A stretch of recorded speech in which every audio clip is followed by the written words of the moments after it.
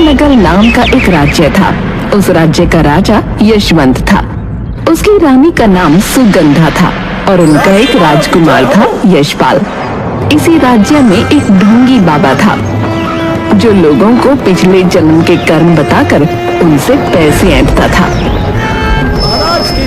बाबा बाबा। बाबा बाबा मत कर, चुपचाप पंक्ति में लग जा, और अधिक जल्दी है तो ज्यादा धन देना पड़ेगा। मैं अधिक धन देने को तैयार हूँ बाबा, बस मुझे मेरे पिछले कर्मों के बारे में बता दीजिए ताकि मैं समझ सकूं कि मुझे इस जन्म में क्या करना है, क्योंकि मेरा जीवन बिल्कुल भी सही नहीं चल रहा है। ठीक है, आओ। ढोंगी बाबा उस आदमी का सिर दोनों हाथों से पकड़ते हैं और उसे बुरी तरह से हिलाने लगते हैं। 2 मिनट ऐसा करने के बाद वो बोला, तुम पिछले जन्म में एक शिकारी थे और मांसाहार भी करते थे, इसलिए आवश्यक है कि अब तुम उन कर्मों का भुगतान करो।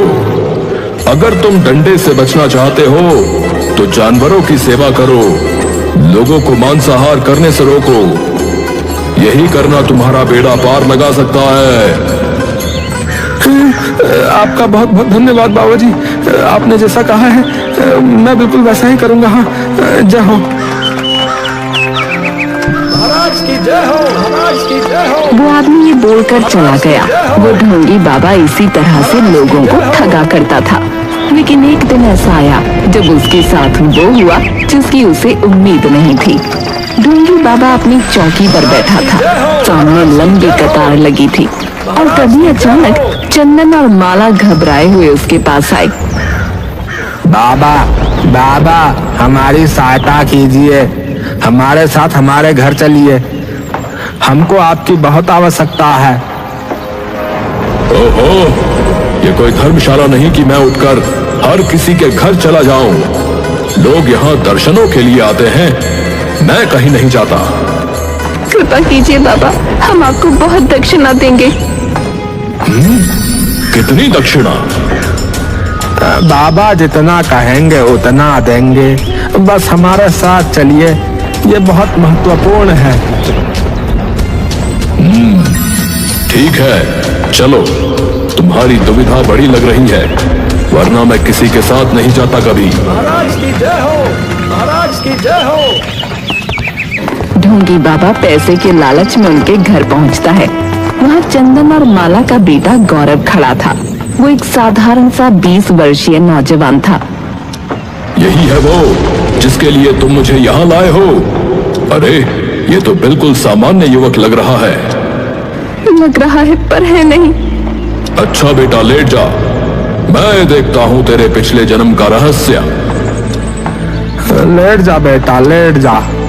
गौरव चारपाई पर लेटता है। ढोंगी बाबा उसका सिर पकड़कर जोर जोर से हिलाने लगते हैं। खोल अपने पिछले जन्म का राज, खोल अपने पिछले जन्म का राज, खोल। बस करो ढोंगी, मेरे साथ ये नाटक मत खेलो। अरे, ये क्या बकवास कर रहा है तू? मैं जानता हूँ कि तू किसी का भी पिछला जन्म नहीं देख सकता। तू ठग है, ठग। तूने अपना असली नाम गोपी रखे लाल रखा था, याद है ना? बचपन में नदी में गिर गया था और तुझे एक साधु ने बचाया था। उस दिन तेरी कमर में चोट लगी थी, जो अब भी कभी कभी दर्द होती है। ये सब सुनकर ढोंगी बाबा कांपने लगा। उसका चेहरा सफेद पड़ने लगा। तुझे ये सब कैसे पता? ये तो गांव में भी कोई नहीं जानता। तभी चंदन ने एक ऐसी बात कही जिससे ढोंगी बाबा के पैरों तले जमीन खिसक गई। बाबा, ये कुछ और नहीं, हमारे महाराज यशवंत के पिता राजा महेंद्र का पुनर्जन्म है। क्या क्या क्या क्या क्या क्या? मैं राजा महेंद्र से सब याद आ गया है, और तुम्हारे जैसे ढोंगी लोगों को मेरी प्रजा को ठगने का कोई हक नहीं है, हक नहीं है, हक नहीं है। गौरव ने आगे बढ़कर ढोंगी बाबा को जोरदार लात मारी, जिससे बाबा लड़खड़ा कर गिर पड़ा और घबरा कर भाग गया। लो, ढोंगी बाबा की पोल खुल गई। अब जाकर इसे अपने कर्मों का असली फल मिला। ढोंगी बाबा अपनी पोल खोलते ही गांव से भाग गया। गौरव ने गहरी सांस ली और चंदन व माला की ओर देखा। मुझे मेरे महल में जाना है और अपने पुत्र से मिलना है। ये सुनकर चंदन और माला घबरा जाते हैं और चंदन कहता है, अब लेकिन राजा यशवंत को कैसे यकीन दिलाएंगे कि तुम सच में उनके पिता का ही पुनर्जन्म हो? अगर उन्होंने हमें भगा दिया तो? चाहे जो भी हो, हमें जाना ही होगा। मैं राजा महेंद्र का पुनर्जन्म हूं और मुझे अपने पुत्र से मिलना है। आखिरकार तीनों दरबार की ओर चल पड़े। भारी महल के दरवाजों के बाहर खड़े सैनिकों ने उन्हें रोक लिया, लेकिन चंदन ने किसी तरह राजा से मिलने की गुजारिश की। कुछ देर बाद उन्हें दरबार में प्रवेश मिल गया। राजा यशवंत अपने सिंहासन पर बैठा था। रानी सुगंधा और राजकुमार यशपाल भी पास ही बैठे थे।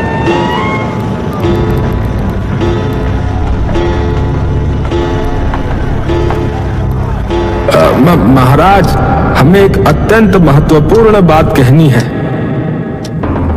बोलो, क्या मामला है? महाराज, ये मेरा लड़का गौरव, ये कोई साधारण युवक नहीं है महाराज। ये आपके पूज्य पिता महाराज महेंद्र का पुनर्जन्म है। राजा यशवंत सुनते ही ठहाका लगाकर हंस पड़े।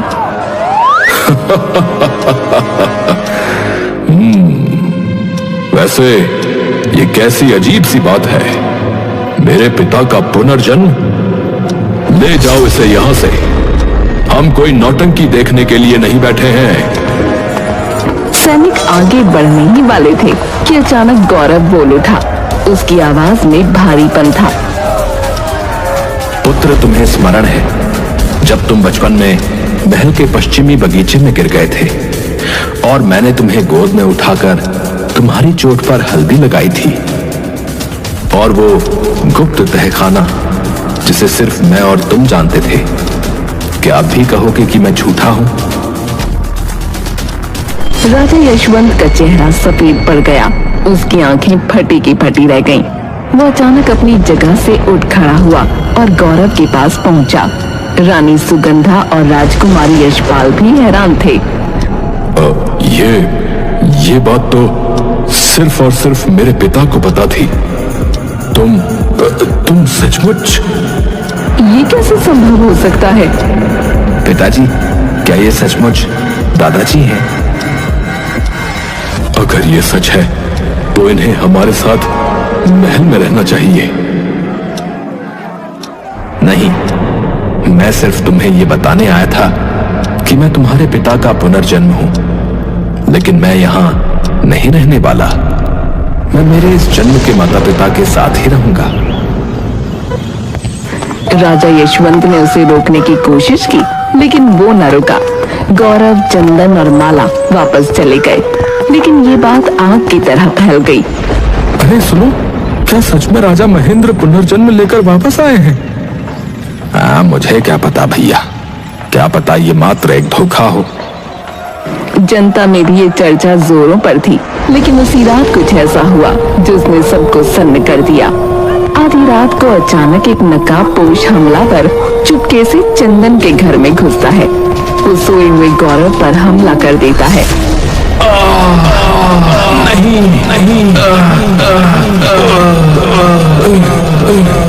चंदन और माला गौरव की चीख सुनकर उठे। वो देखते हैं कि गौरव जमीन पर पड़ा है और उसकी छाती में खंजर धंसा है। गौरव, गौरव, गौरव! ये क्या हो गया? कौन था वो? जरूर राजा यशवंत ने ही इसे मरवाया होगा। इसने कहा था कि पिछले जन्म में भी इसे उसी के बेटे ने मारा था। हाँ, इसीलिए तो वो महल में नहीं रुका। लेकिन हे भगवान! यमराज गौरव की आत्मा लेकर यमलोक पहुंचे। महाराज, क्या केवल इसी बात पर कि राजा महेंद्र पुनर्जन्म लेकर आया और उसने अपने बेटे को पहचाना, उसे मृत्यु दे दी गई? ये कैसी नियति है? ये कैसा न्याय है? पिछले जन्म में भी उसके साथ अनुचित हुआ और अब फिर से। यमराज के बोलने से पहले गौरव बोल उठा। ये सब झूठ है। मैं राजा नहीं था, न इस जन्म में न किसी और जन्म में। क्या तुम राजा नहीं थे? तो फिर तुमने झूठ क्यों कहा?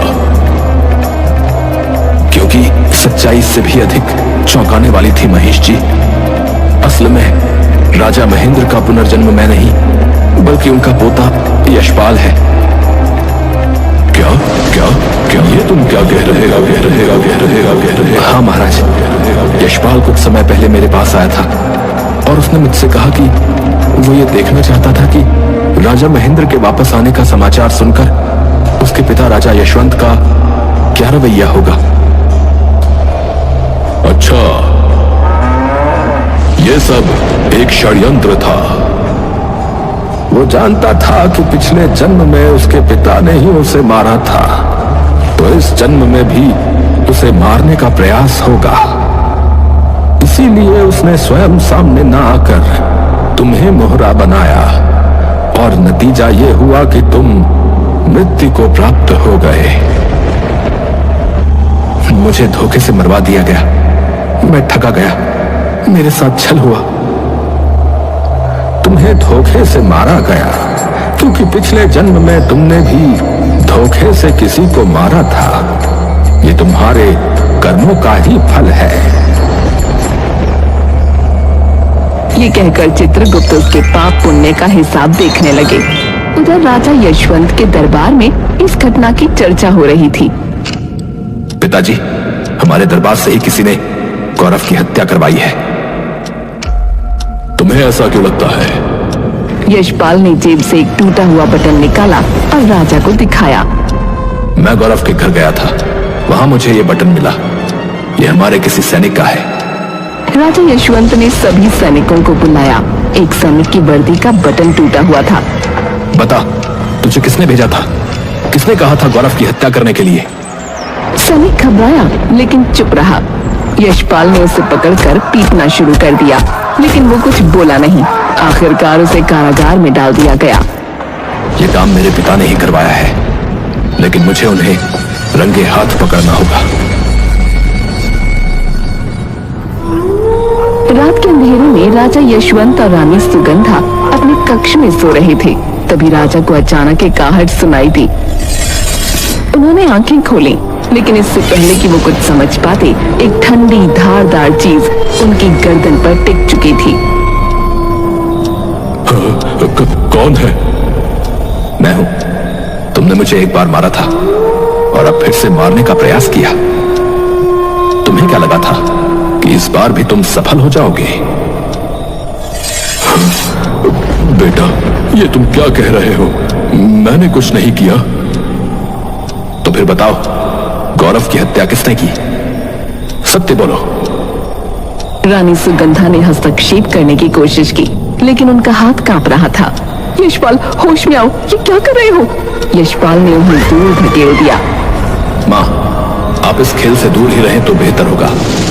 मुझे आज अपने पिताजी से सारा सत्य उगलवाना है। बेटा, मैं सौगंध खाकर कहता हूं कि मैंने कुछ नहीं किया। मैं अपने पिता को मारने की सोच भी नहीं सकता।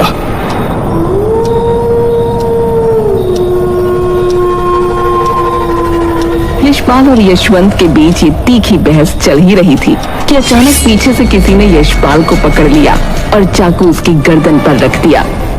ये क्या? ये क्या? जैसे ही उसने मुड़कर देखा, उसकी सांसें थम गईं। ये उसकी अपनी माँ रानी सुगंधा थी, जिसने उसे कसकर पकड़ रखा था। रानी सुगंधा की आंखों में नफरत थी, तो यशपाल ने पहले कभी न देखी थी। राजा महेंद्र को जहर तुम्हारे पिता ने नहीं, मैंने दिया था। क्योंकि मैं राजकुमारी नहीं, रानी बनना चाहती थी। क्या क्या क्या तुमने मेरे पिता को मारा? हाँ, और सिर्फ वही नहीं, मैंने ही गौरव को मरवाया। और अगर मुझे पता होता कि तुम ही राजा महेंद्र का पुनर्जन्म हो, तो मैं तुम्हें अपनी कोख में ही मार डालती। यशपाल और यशवंत दोनों ही आश्चर्यचकित थे। महल के खम्भों तक ने जैसे सुगंधा की इन बातों को सुनकर कांपना शुरू कर दिया। तभी अचानक एक बिजली कड़की और उसी के तेज प्रकाश में महेश पर सवार यमराज प्रकट हुए। यमराज, आप किसे लेने आए हैं? ये मैं नहीं बता सकता यशपाल। स्थिति जिस ओर मुड़ेगी वैसा ही होगा। यशपाल के माथे पर पसीना छलक आया। तभी उसने एकदम से सुगंधा की मुट्ठी ढीली पड़ती देखी और झपट कर अपना चाकू वापस पकड़ लिया। मैं तुम्हें नहीं छोड़ूंगा रानी सुगंधा। लेकिन जैसे ही उसने चाकू उठाया और सुगंधा की तरफ बढ़ा, उसके कदम रुक गए। उसकी आंखों में पानी आ गया। नहीं, मैं तुम्हें नहीं मार सकता। तुम मेरी मां हो। आत्मसमर्पण कर दो। पर सुगंधा के चेहरे पर कोई पछतावा नहीं था। उसके होठों पर वही खतरनाक मुस्कान खेल रही थी। अरे नालायक, तेरा दिल पिघल गया, लेकिन मेरा नहीं। ये कहकर सुगंधा ने बिजली की तेजी से चाकू झपट लिया और यशपाल की ओर वार करने के लिए झपटी। पर आखिरी क्षण में यशवंत ने सुगंधा का हाथ पकड़ लिया और उसी चाकू को झटके से उसकी ही छाती में घोंप दिया। यशवंत, तुमने हमें धोखा दिया सुगंधा। तुमने राजमहल की जड़ों में ही विष घोल दिया। क्यों किया तुमने ऐसा? क्यों? सुगंधा ने हाँफते हुए यशवंत का चेहरा देखा, फिर उसकी आंखें स्थिर हो गईं। उसका शरीर निढाल होकर जमीन पर गिर पड़ा। मैं सुगंधा को ही लेने आया था। उसका समय पूर्ण हो चुका था।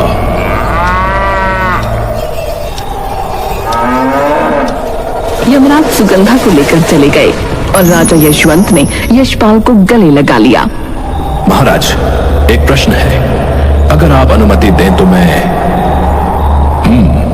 समझ गया, तुम फिर किसी दुविधा में फंसे हो। बताओ कौन सा प्रश्न तुम्हें परेशान कर रहा है? महाराज, यही कि एक राज्य की महारानी होते हुए भी अपने ही परिवार का नाश आखिर उसने क्यों किया? प्रिय महेश, यही तो कलयुग है। और इस कलयुग में कोई मोह माया, प्रेम या रिश्ता नहीं दिखता। बस लोभ, घृणा, घमंड, इसी का बोलबाला है। यहां पर बस वही शांत और निष्पक्ष है जो प्रभु भजन में लगन लगाए बैठा हो। समझे?